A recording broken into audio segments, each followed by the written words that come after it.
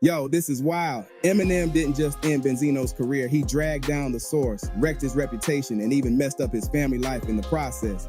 From rap battles to reality TV meltdowns, this beef turned into one of hip-hop's craziest downfalls ever. I don't got nothing against Eminem.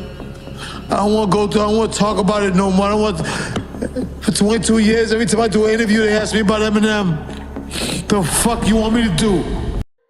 When people talk about hip-hop beefs that completely changed careers, there's one story that always comes up, the war between Eminem and Benzino.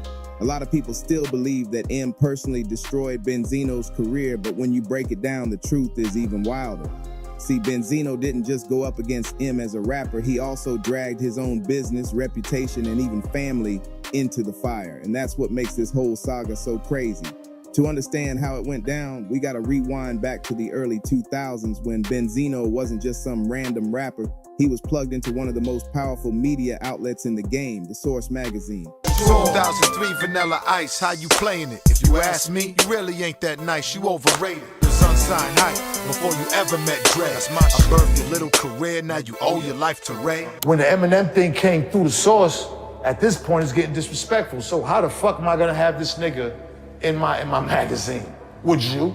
You're not gonna put nobody in your magazine and give this nigga 5 mics after this nigga's being disrespectful. You wouldn't do it, man. You wouldn't do it, nobody would. That's right, he wasn't only dropping tracks, he had control of the pages that shaped hip-hop culture at the time. But power like that can flip quick if you use it wrong. And that's exactly what happened when he set his sights on Slim Shady. Benzino's come-up looked strong at first. He wasn't exactly known as a superstar MC, but he had his group, the almighty RSO, getting attention. And with his business partner, Dave Mays, who actually founded the Source, Benzino had a golden ticket. That magazine was basically the Bible of hip-hop. It was a big thing in the music industry. Interscope and Universal Music controlled almost 80% of all the hip-hop being sold at that time. Everybody was on Universal or Interscope's payroll. Everybody was getting money and dependent on them, no matter whether you worked at a label, worked at a radio station, worked wherever. So a lot of people either didn't say nothing or took that side. But there's a lot of people that I believe respected, the Source's position on these things, but just were too scared to speak out and support us, and because it would have impacted their livelihood. In the 90s and early 2000s, rappers lived and died off those reviews, and getting 5 mics from the Source was like a Grammy. But the cracks started showing when people noticed how often Benzino and his group were being praised in the same magazine he had control of. Fans weren't dumb, they saw the conflict of interest. Imagine owning the magazine and giving yourself perfect reviews. That right there already made people question his credibility. Hip-hop was about authenticity, and when readers felt like they were being played, they started turning away. Now here's where it really goes left. Around 2002, Eminem was untouchable. The Marshall Mathers LP and the Eminem Show were selling millions. MTV couldn't get enough of him, and critics were calling him the best rapper alive. But Benzino wasn't having it. He saw Eminem as a symbol of the industry's double standards. In his eyes, M was the chosen face of hip-hop just because he was white, while countless black rappers who built the culture were being ignored. We actually did our homework on M. It was like 2020 investigations and shit, you know what I'm saying? So, we found out where he lived, where he grew up. And then I think I was in Puerto Rico. When I got the call from Dave, he was in the office saying that there was 3 white kids that came up there with the tapes. They call it the racist rap hour tapes. Only way that I think that I could put this to an end, and again, so it doesn't mess up my kids' careers or have anything to do with it, is if I just say what I probably should have said a while ago. I mean, Eminem is a part of hip-hop. Eminem is a dope artist, and he is a part of hip-hop. Regardless of what he might have said or done, people change. But the motivation was definitely Coi, because her album was dropping. She was like, Dad, it's hard for me to have you around me because, these same white people are coming to my shows and they support me. When I was telling her, I'm like, I don't know if they're the same white people. I don't know if Eminem's fans are your fans. I'm trying to explain it to her. I don't know you have to be worried about that. But if that what you're saying, then I'm gonna correct it. Benzino even said, Eminem is just a hood ornament for the machine. He argued that M could get away with shocking lyrics about killing his mom or fighting with his girlfriend because his skin color made him more marketable. To prove his point, Benzino came at him hard with diss tracks like Pull Your Skirt Up, calling him 2003 Vanilla Ice. 2003 Vanilla Ice, how you playing it? If you ask me, you really ain't that nice, you overrated. Was unsigned hype before you ever met Dre. I birthed your little career, now you owe your life to Ray. And remember, this wasn't just any rapper dissing. This was a rapper who had control of the source. So now, M wasn't only facing bars, he was facing an entire magazine that could bend narratives against him. But the problem for Benzino was that he underestimated who he was dealing with. Eminem wasn't about to let somebody with weaker skills clown him unchecked. Slim came back with Nail in the Coffin and The Sauce, two of the most savage diss tracks ever recorded. On those records, M didn't just tear Benzino apart lyrically. We all know what's going on at the source. Ray Benzino has Dave Mays shook. And you can't play two sides of the fence. You can't be a rapper and own a magazine, own half of a magazine, because then what happens is you call rappers that you like, you call them and you want them to make a guest appearance on your album, and if they don't want to do it because you suck, then he's going to take you out that magazine. So you can't play both sides of the fence like that. You just can't. He basically buried his entire reputation. One line in particular made it clear. M told him he should just take the loss like a man with a little bit of dignity. But Benzino couldn't let it go. Instead of stepping back, he doubled down and made it a full-on war. And to make matters worse, he used the source as his weapon. He started blocking M from getting 5 mic ratings, even when albums like The Eminem Show were considered classics by the culture. That move might have felt like a win in the moment, but in reality, it was the start of his downfall.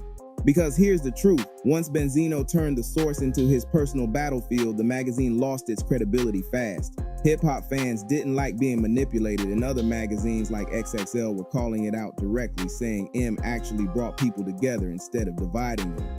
Meanwhile, M went on Angie Martinez's radio show and exposed the whole situation, putting the source on blast for being biased. From that point, the magazine's sales started dropping heavy, from 380,000 down to 270,000 in just a year. And industry insiders admitted it wasn't the internet, it wasn't competition, it was Benzino's obsession with going after Eminem that wrecked the empire. But Benzino wasn't done yet. He tried pulling out one last card, digging up an old freestyle where a teenage M said offensive stuff about black women. Benzino thought this would cancel him permanently. He even held a press conference, published images of himself holding M's severed head in the source, and demanded people treat him like O.J. Simpson or R. Kelly. I don't go in the studio by myself, you know what I'm saying? Like, I've done that. But for this, you know what I'm saying, I gotta bring my niggas with me and motivation and bounce shit off of each other and whatnot. Because number one, like, I've always been in groups and I've always been in studio sessions where it was a gang of niggas.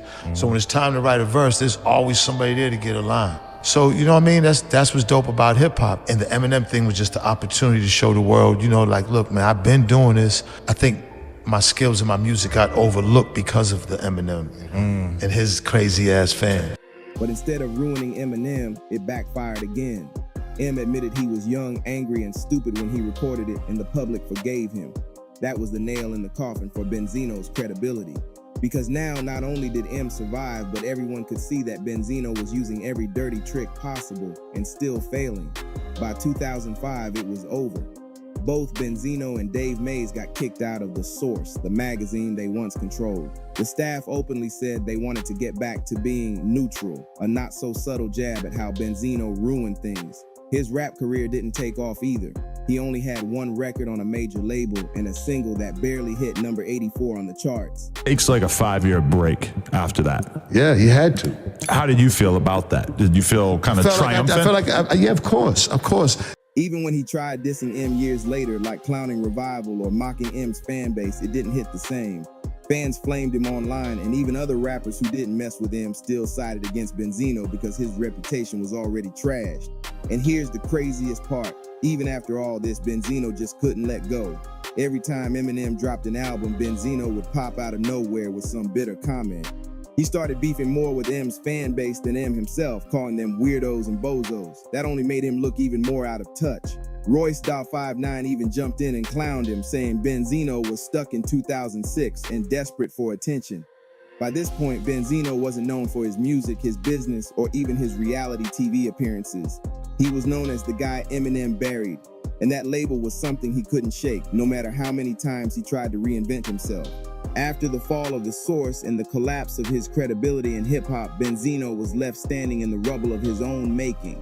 Eminem had already moved on to bigger things, selling out stadiums, racking up Grammys, and solidifying his place as one of the greatest rappers alive, while Benzino was stuck in the shadows, still carrying bitterness like it was oxygen. But instead of stepping back and finding a new path quietly, he kept poking the bear.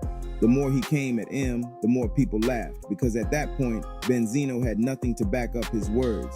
His music wasn't charting, his magazine was gone, and all he really had was his reputation as the man who lost the most one-sided battle in rap history. And when you get clowned in a culture that values respect above everything, it's hard to bounce back. So what did Benzino do next? He reinvented himself as a reality TV personality. If the music world didn't respect him, maybe TV would. He jumped into shows like Love and Hip Hop, Marriage Boot Camp, and The Next 15. And for a moment, it looked like he was carving out a new lane. People who didn't even know about his rap beef with Eminem started seeing him as just another loud reality star with messy relationships and wild drama. That's the thing about TV, it can give washed up rappers a second life. But deep down, Benzino never shook the ghost of Eminem. Even while cameras were rolling, he couldn't stop mentioning his old nemesis in interviews, trying to convince people he'd moved on when it was clear he hadn't. The obsession was tattooed into his identity. And while his reality TV fame was bubbling, his family life was crumbling. His daughter, Coi Leray, was starting her own career in music. At first, people only knew her as Trippie Redd's girlfriend, but when she signed with Republic Records, the spotlight shifted to her. She wasn't trying to be Benzino's kid. She wanted to shine on her own. I'm a ride for my father regardless, because he's my father. I don't give a fuck what anybody says. So if M reached out to do a record with you, would you do it with him? No, hell no, unless I got my father's blessing. Like, I would sit down with my father, first of all, and bring it up to him. I know that anything that has to do with Eminem, I don't have nothing to do with those times, so don't involve me in them. I'm my own person. But because of her dad's never-ending feud with Eminem, people kept bringing it up in her interviews. Imagine trying to build your own name and constantly being asked about your father's decades-old beef with one of the biggest rappers ever. That's exactly what Coi had to deal with, and it became a weight she didn't deserve to carry. What's up, Em? You know what I'm saying? Holla at me. Let's, let's sit down, have some lunch one time, and just meet each other. You never know. We just might like each other. Coi finally got her breakout moment in 2021 with No More Parties, a track that blew up after she linked with Lil Durk for the remix. Overnight, she went from being the daughter of Benzino to a star in her own right. But instead of celebrating her, Benzino kept stepping into the spotlight, sometimes in ways that made things worse. For example, he mocked her debut album sales online, saying if she had a track with him, he would have listened. Think about that. Instead of hyping up his own daughter's work, he threw shade. It showed the same bitter energy that ruined his career with Eminem, only this time it was aimed at his own blood. And while Coi always tried to say she had love for her dad, she couldn't hide the fact that his antics were making her career harder. There were moments where it looked like Benzino was ready to put his grudge aside for her sake. In 2022, he even went on Twitter saying the beef with Eminem was officially over, claiming he had no hate toward M or his fans anymore. He admitted M was one of the best to ever do it and that he respected his contributions to hip-hop. He even did an interview with DJ Vlad saying he wanted peace because the feud was damaging Coi's career. And for a second, it actually looked like growth. Fans thought maybe Benzino was finally maturing, realizing that after 20 years, it was time to move on. But that peace didn't last long. Within 2 months, he was back at it. When Eminem got inducted into the Rock and Roll Hall of Fame in 2022, Benzino couldn't resist throwing shots again. He called the Hall of Fame just another award show with no respect for hip-hop and said if you disagreed, you were racist. That was the moment Coi had to separate herself publicly. She tweeted, "I'm about love, equality, respect, and forgiveness. I have nothing against Eminem. Let's build bridges before you burn them down."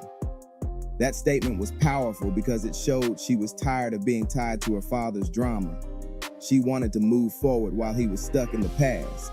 And when she drew that line, Benzino broke down in interviews, even crying on camera while admitting their relationship might be beyond repair. It's sad because the same obsession that cost him The Source was now costing him his daughter.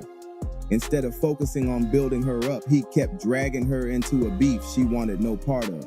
And the more he clung to the past, the more he pushed her away. That's the tragic part of this whole saga. Benzino wasn't just beefing with Eminem, he was beefing with his own future.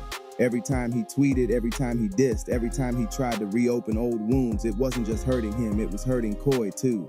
But let's be real, Benzino's story is almost like a cautionary tale about pride in hip-hop. He had opportunities, he had platforms, and he even had family talent standing right in front of him. But his inability to let go of the past ruined it all.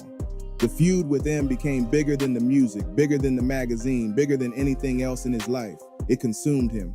And while Eminem went on to win Oscars, Grammys, and Hall of Fame status, Benzino was left known as the bitter ex-rival who never stopped talking about it. That imbalance is what made the whole thing so painful to watch. By the time the dust settled, people weren't asking, what's Benzino's next album, or what's his next TV role? They were asking, what's he gonna say about Eminem this time? That became his brand. And no matter how many times he tried to say it was over, he always circled back. Which meant for Coi Leray, no matter how much she distanced herself, she could never fully escape the shadow of her father's obsession. And that's what made fans start feeling sorry for her instead of him. Because while she was climbing charts and performing on big stages, he was stuck tweeting insults at M's fans and rehashing old grudges that nobody cared about anymore. Just when it seemed like Eminem had completely left the beef in the past, the whole thing caught fire again in the most unexpected way. Out of nowhere, on Doomsday Part 2 from the Lyrical Lemonade Project, M threw a shot at Benzino, and the way he did it was cold. Sit behind a fucking desk at the source, butt kissing and begging motherfuckers for guest appearances. And you can't even get the clearances, cause real lyricists don't even respect you or take you serious. It's not that we don't like you, we hate you, period. He clowned Zeno for not having a neck, cracked jokes about rumors of him being in debt, and even tossed in some wild personal jabs. But the moment that hit the hardest wasn't even about Benzino directly. M brought Coi Leray into the line of fire too. He said her feet were in the toilet, basically making her collateral damage in a war that should have been over years ago. That's when everyone realized this feud wasn't dead, it was just sleeping. The crazy part is Eminem ignored Benzino for almost 2 decades. While Zeno kept bringing him up, M acted like he didn't exist. But this one verse reminded people that Slim Shady never forgets. And of course, Benzino took the bait instantly. He jumped back into the booth and dropped Vultures, a diss track aimed straight at M. The song hit on the usual points, M being a culture vulture, exploiting hip-hop, and disrespecting black culture, the same theme Zeno's been yelling since 2002. But this time, he added a new twist. Instead of just making it about himself, he implied that the whole rap industry had turned his daughter against him, trying to frame it like M and the mainstream business divided their family. It was almost like he wanted to flip the narrative and make the feud bigger than just 2 rappers, but it felt desperate. What really pushed things over the edge, though, was that Benzino didn't stop at one diss track. Before M could even respond, Zeno dropped another one, this time coming for Shady Records' roster. He listed off every artist who left the label, like 50 Cent, Obi Trice, Stat Quo, Yellow Wolf, and Joe Budden, using it to say M failed as a leader. For a brief moment, people actually leaned in. The bars were sharper than usual, and the delivery sounded more polished. But instead of earning respect, Benzino got caught in another embarrassing situation. Fans immediately suspected he didn't write it. The rhymes were too clean, the flow too polished, and rumors swirled that Cassidy ghost wrote it. Cassidy himself denied it, but by then the damage was done. Benzino basically admitted he had help, killing any credibility the track might have had. Imagine finally having people give you props, then fumbling it because you exposed it wasn't even all you. This is the cycle that defines Benzino's whole career. Every time he gets close to winning back some respect, he finds a way to ruin it himself. It happened with The Source, it happened with reality TV, it happened with his daughter, and now it's happening with this latest round against M. And the sad truth is, no matter what bars he spits, the public already sees him as a clown in this beef. Even rappers who don't like Eminem, guys like Joe Budden, have publicly said they'd rather side with M than Benzino. That says a lot. In hip-hop, when even your opponent's enemies don't mess with you, you're finished. Meanwhile, Eminem doesn't even need to go all out anymore. A single verse from him overshadows 2 entire diss tracks from Benzino. That's how lopsided the power dynamic is. And it makes you wonder, why does Benzino keep coming back? The answer is simple, it's all he has left. His music career stalled, his magazine empire crashed, his TV run faded, and his family ties are strained. But whenever he says Eminem's name, blogs pick it up, fans start talking, and suddenly Benzino is trending again. It's like a lifeline he refuses to let go of, even though every time he grabs it, it drags him deeper into humiliation. But let's talk about the bigger picture here. 20 years in, this feud has shaped both their legacies just in completely opposite ways. For Eminem, it's proof of how untouchable he is. He destroyed a rival so thoroughly that the man's name is now permanently tied to his. For Benzino, it's the opposite. No matter what he tries to do, people only remember him for losing to Eminem. He had chances to flip the script, like supporting Coi's rise or focusing on his own projects, but instead he kept chasing the same fight that already buried him. And that's why even now when people hear Benzino, the first thing they think isn't love and hip hop, isn't rock the party, isn't even the source, it's Eminem. That's his legacy now. The man who lost to Slim Shady and never stopped talking about it. What makes it even sadder is how it affected Coi Leray. M dragging her into the diss might have been just a slick line for him, but for her, it was like history repeating itself. Once again, her name got pulled into her father's mess. She's out here working to make her own mark, and suddenly she's part of a decades-old feud she never asked for. And Benzino didn't shield her from it. He used it as another excuse to fuel his own anger. Instead of standing by her and making sure she stayed clear of the drama, he dragged her into it deeper by using her name in his responses. That's not fatherly protection, that's selfishness. At this point, the beef feels less like rap competition and more like a lifelong curse that Benzino refuses to break. He's like a man chained to the past, reliving the same loss over and over. And the more he tries to fight it, the worse it gets. M doesn't even have to do much anymore. One verse and the entire internet laughs at Benzino again. That imbalance shows why hip-hop history books will always mark this feud as one of the most brutal mismatches ever. 2 decades later, what's left? Eminem is in the Rock and Roll Hall of Fame, still selling out arenas, still dropping music that moves the culture. Benzino is struggling for relevance, dropping diss tracks that fans think he didn't even write, crying on interviews about his daughter, and promising never to say M's name again, only to break that promise a few weeks later. It's tragic, but it's also poetic. He spent his career blaming Eminem and his fan base for ruining his life, but the truth is clear. Benzino ruined himself. The obsession that gave him attention also stripped him of everything else. And no matter how many times he points fingers, the mirror will always reflect the truth.